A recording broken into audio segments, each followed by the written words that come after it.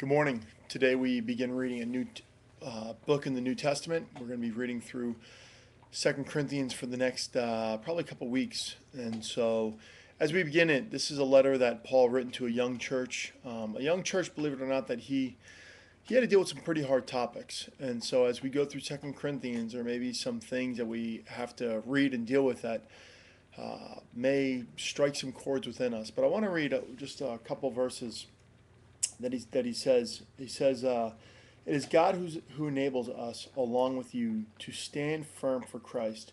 He has commissioned us, and He has identified us as His own by placing the Holy Spirit in our hearts as the first installment that guarantees everything He has promised us." One of the things that I really try to do as a pastor is that whenever I explain the relationship with Christ, I explain that there's not a little baby Jesus that lives in our heart, but that the guarantee that we know that we are God's children is by God's presence, His Holy Spirit living within us.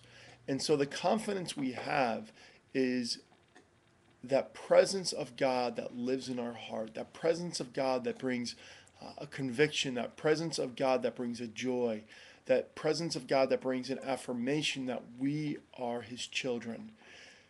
Paul calls it God's installments. And so today, ask the Holy Spirit to give you an affirmation, to be that installment, to know that you are God's children because of what Christ has done for you on the cross.